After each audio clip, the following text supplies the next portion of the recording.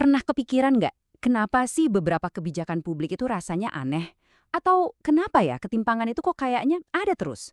Nah, di balik layar itu semua, sebetulnya ada sebuah permainan yang nggak kelihatan. Permainan kekuasaan. Di sini kita bakal coba bongkar buku panduan tersembunyi yang membentuk dunia kita, mulai dari teori besarnya sampai ke realita yang kita hadapi sehari-hari. Ini nih pertanyaan mendasar banget yang jadi perdebatan para sosiolog dari dulu. Kita ini sebenarnya makhluk yang suka kerjasama demi kebaikan bareng-bareng atau jangan-jangan masyarakat itu sebetulnya cuma arena pertarungan di mana setiap kelompok terus-terusan bersaing buat menang. Jadi ada dua cara pandang yang beda banget. Yang satu fungsionalisme struktural, ngelihat masyarakat itu harmonis, kayak organ tubuh yang kerja bareng. Tapi di sisi lain ada teori konflik yang bilang masyarakat itu arena pertarungan buat dominasi. Nah, pandangan kedua inilah yang bakal kita pakai buat ngebongkar pedoman kekuasaan yang sebenarnya.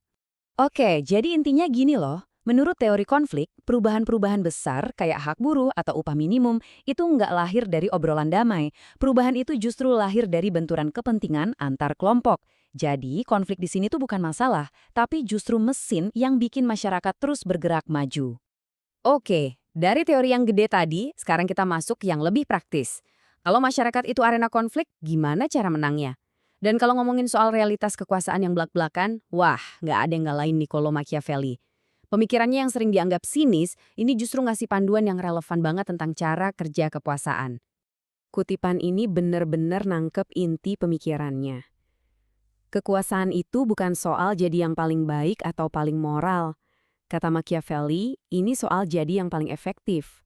Kamu harus licik kayak rubah buat lihat jebakan, tapi juga harus kuat dan buas kayak singa biar nggak ada yang berani macam-macam. Intinya soal pragmatis, bukan idealis. Taktik Machiavelli ini ternyata awet banget loh. Bahkan taktik-taktik ini udah disempurnakan lagi di zaman modern. Salah satu strategi paling ampuh itu bukan cuma merebut kekuasaan, tapi menciptakan basis pengikut yang super loyal, bahkan bisa dibilang fanatik. Yuk kita lihat gimana caranya. Coba deh perhatiin 5 langkah ini. 1. Pakai janji-janji yang kedengerannya hebat, tapi samar. Biarin pengikutnya menafsirkan sendiri. 2. Bikin tontonan visual yang spektakuler buat mematikan logika. 3. Pinjam struktur kayak agama. Ada ritual, ada hierarki, biar terasa sakral. 4. Jangan pernah kelihatan kalau motivasi utamanya uang, bungkus dengan tujuan mulia. Dan yang kelima, nah ini kuncinya. Ciptakan musuh bersama. Nggak ada yang lebih ampuh buat nyatuin kelompok selain punya musuh yang bisa dibenci bareng-bareng. Taktik kita lawan mereka ini, wah ini bikin ikatan emosionalnya kuat banget. Para pengikut jadi merasa bagian dari sesuatu yang spesial dan sekaligus jadi kebal sama kritik dari luar. Oke, sekarang dari teori kita coba lihat gimana sih pedoman ini dimainin di dunia nyata.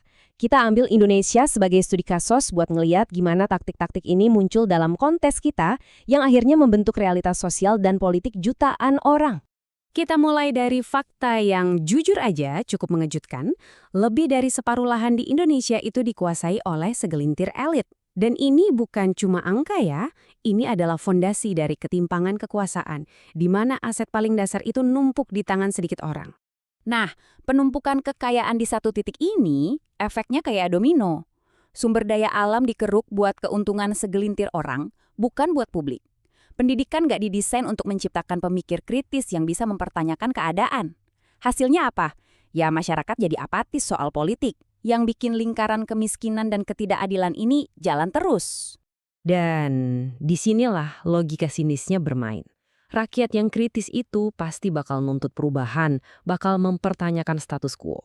Makanya kalau kita pakai kacamata teori konflik, menjaga masyarakat supaya nggak terlalu kritis itu bukan karena sistemnya gagal loh, tapi bisa jadi itu strategi yang disengaja untuk mempertahankan kekuasaan. Masih ingat kan langkah kelima tadi, soal menciptakan musuh? Nah, di dunia nyata, ini sering banget muncul dalam bentuk politik identitas.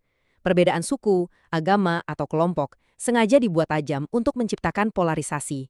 Ini cara yang ampuh banget buat mengalihkan perhatian publik dari isu yang sebenarnya, kayak ketimpangan ekonomi, dan akhirnya malah merusak persatuan kita sendiri. Oke, kita udah lihat pedomannya, udah lihat contoh permainannya. Terus pertanyaannya, terus gimana dong? Apa kita cuma jadi penonton aja? Analisis ini nunjukin kalau ada jalan keluar, Tapi jalannya butuh aksi kolektif dan kesadaran dari kita semua. Jadi, solusinya gimana? Ya, akarnya yang harus kita hadapi. Utamakan pendidikan yang ngajarin cara berpikir kritis, bukan cuma ngapalin. Tingkatkan kesadaran politik buat ngelawan sikap apatis. Jalankan reforma agraria biar distribusi lahan lebih adil. Dan yang paling penting, tuntut transparansi penuh supaya kekayaan alam kita benar-benar dirasakan oleh semua. Oke, kita sampai di akhir. Paham soal playbook ini tuh bukan cuma buat nambah wawasan ya. Ini alat. Setelah lihat cara mainnya, kira-kira apa yang bakal kita semua tuntut dari mereka yang punya kuasa? Karena ujung-ujungnya, dalam permainan kekuasaan, pemain yang paling sadar dan paling tahu, itu bukan mereka yang di atas sana, tapi kita semua. Dan kita yang punya kekuatan buat mengubah aturan mainnya.